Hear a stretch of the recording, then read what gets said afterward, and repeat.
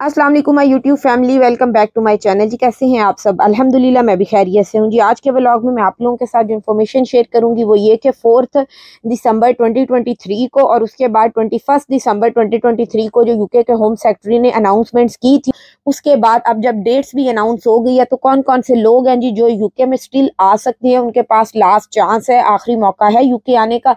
तो A to Z detail जी मैं आज के व्लॉग में आप लोगों को दूंगी। तो मेरी आप सबसे रिक्वेस्ट है जी, आप लोगों ने व्लॉग को एंड तक देखना है और मेरे जिन बहन भाइयों ने अभी तक मेरे चैनल को सब्सक्राइब नहीं किया तो उन्होंने जी मेरे चैनल को सब्सक्राइब करना है। चलें जी, अब हम आते हैं अपने टॉपिक की तरफ। सबसे पहले मैं आप लोगों को बताती हूँ जी यूके गवर्नमेंट जो है ना ये सब करने क्यों जा रही है। वो ये सब करने का उनका मकसद यही है। वैसे अगर मैं आप लोगों को बताऊं तो ये जो 3 मंथ्स है, फरवरी, मार्च, अप्रैल, इसमें बहुत सारी जो है ना चेंजिंग डेली बेसिस पे मैं अगर कहूँ तो ये गलत नहीं होगा, होने जा रही हैं।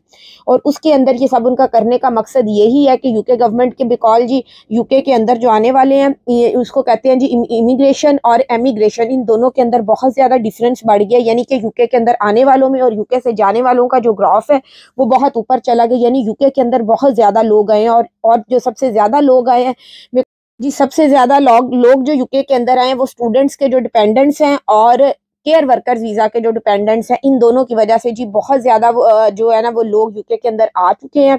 तो इस वजह से जी इसीलिए इन दोनों कैटेगरीज के उन्होंने जो डिपेंडेंट्स हैं वो बंद कर दिए हैं। जैसा कि आप सबको पता होगा 1 जनवरी से जी स्टूडेंट्स के डिपेंडेंट्स बंद कर दिए गए और 11 मार्च से जी जो केयर वर्कर्स हैं उनके डिपेंडेंट्स बंद करने जा रही हैं। चलें जी, अब मैं आप लोगों को ये जो parliament.uk है जी उनकी जो ऑफिशियल वेबसाइट है वहां से मैं आप लोगों को ये सारा दिखा रही हूँ। ये देखें जी इसमें ये लोग क्या कह रहे हैं।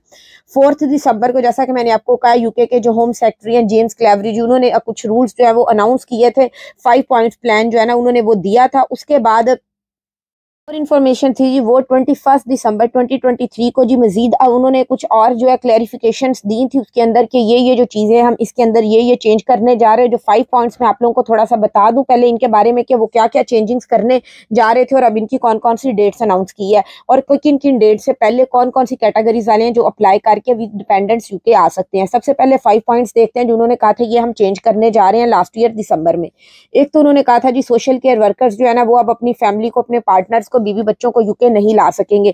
दूसरा उन्होंने कहा था जी जो मिनिमम सैलरी की रिक्वायरमेंट है स्किल्ड वर्कर वीजा वालों की जो कि 26,200 है उसको हम बढ़ा के जी 38,700 करने जा रहे हैं।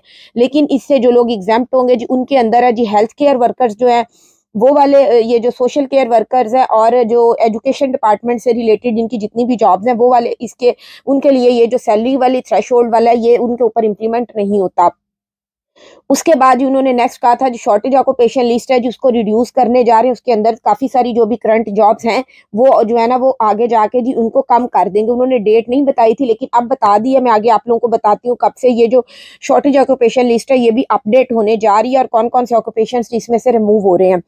तो उसके बाद जी ये 3rd पॉइंट था इनका। और उसके बाद जी 4th पॉइंट में जो मिनिमम सैलरी की रिक्वायरमेंट है स्पाउस वीजा वालों के लिए जी ये वो चेंज करने जा रहे हैं और वो जो कि अभी करंट है 18,600 उसको चेंज करके जी ये इसको चेंज करके आगे इसको 29,000 करने जा रहे हैं।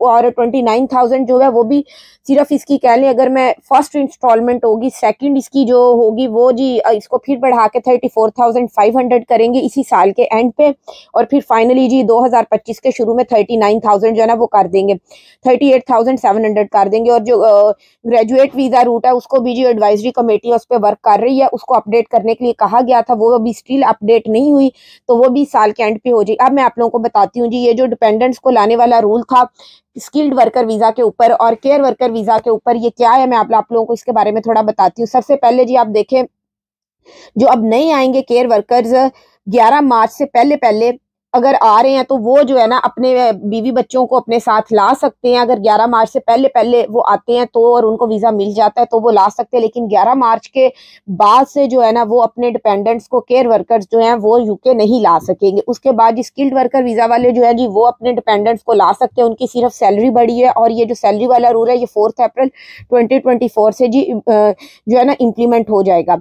उसके बाद और जो मैंने आप लोगों को कहा था जी शॉर्टेज ऑक्यूपेशन लिस्ट है, इसको जी उन्होंने कहा है ये भी 4 अप्रैल को, वेरी लाइकली 4 अप्रैल जी, ये देख लें आप स्क्रीन के ऊपर से, एडवाइजरी कमेटी जो है इसके ऊपर वर्क कर रही है और 4 अप्रैल को जी इसको भी अपडेट कर दिया जाएगा। अगर आप लोगों ने वीजे के लिए अप्लाई किया हुआ है और अगर आपका जो भी वो ऑक्यूपेशन है ये इसमें शॉर्टेज ऑक्यूपेशन लिस्ट के अंदर होगा तो जी फिर आपको वीजा मिल जाएगा। अगर वो रिमूव हो जाएगा तो फिर थोड़ा मुश्किल होगा, क्योंकि ये इसको अपडेट करने चाह रहे हैं और इसकी भी जो डेट है जी वो 4 अप्रैल है।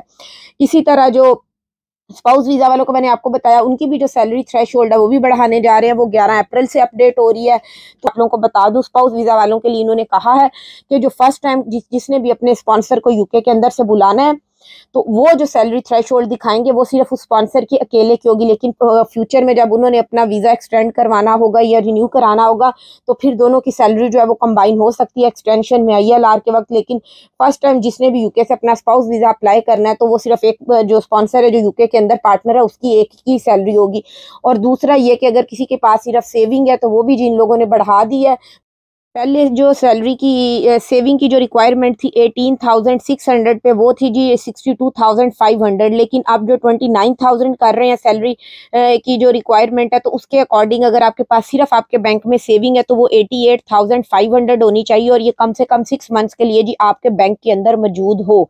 तो ये इसके अंदर जी चेंजिंग है सारी। अगर आप इन डेट से पहले पहले अप्लाई करते हैं और आपको वीज़ा मिल जाता है तो आप जी यूके अपनी फैमिली के साथ आ सकते हैं केयर वर्कर्स वीज़ा के ऊपर 11 मार्च से पहले पहले। आज का व्लॉग है आप लोगों को इन्फॉर्मेटिव लगा होगा तो आप ये सारी डिटेल वीडियो को पॉज करके भी देख सकते हैं, मैं इसका लिंक भी डिस्क्रिप्शन में दे दूंगी। तो thank you so much for watching जी। बाकी जिन जिन लोगों ने अपनी फैमिली के साथ आने की प्लानिंग की हुई है, अल्लाह करे जी उनको वीज़ा मिल जाए मार्च से पहले पहले और वो यूके आ जाए।